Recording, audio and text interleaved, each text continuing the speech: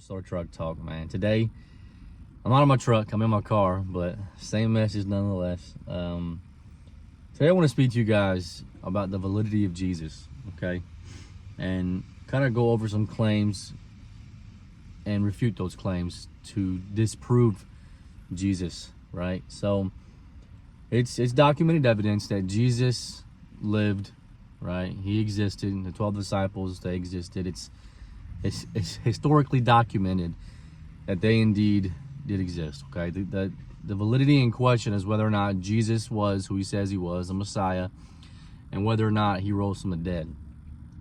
Now, among atheists and skeptics alike, you'll always hear the claim that the 12 disciples rolled away the tomb from the grave and took Jesus' body after he died, right? Now, this is documented as well, right? He was killed, he was crucified on the cross, and his body was found missing in the tomb.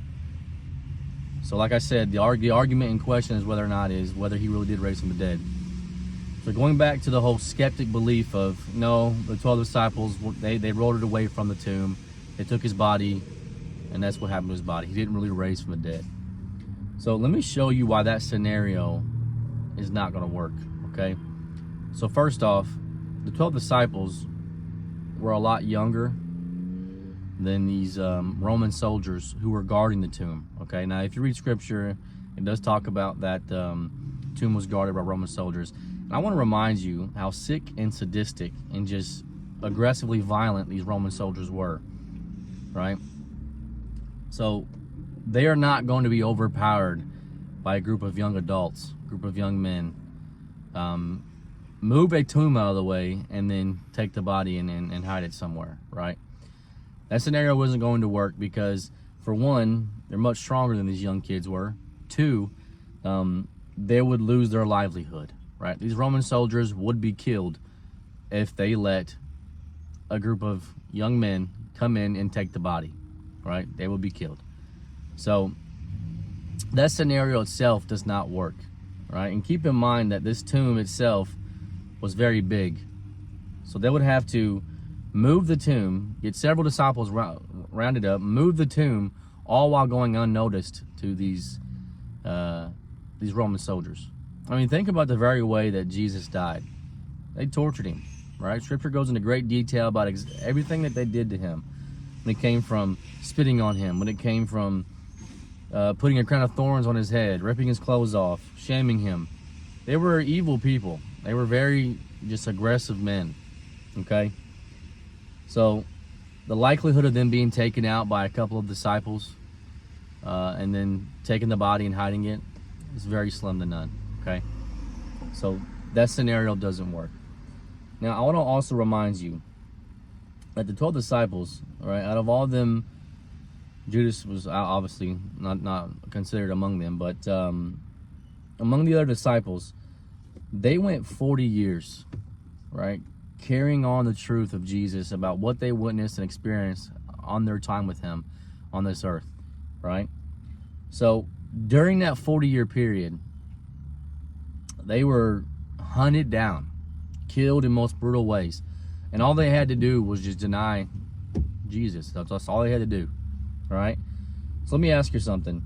Do you really think that these 12 disciples are going to go on for 40 long years carrying the same truth with them, facing death and torture and banishment? I mean, some were decapitated, some had hot oil dipped on them, some were, one of them was hung upside down on a cross. He felt unworthy to be hung up right side up, so he said, hey, hang me upside down on this cross. And then John the Baptist himself, after a killing attempt failed, it banished him to the island of Patmos.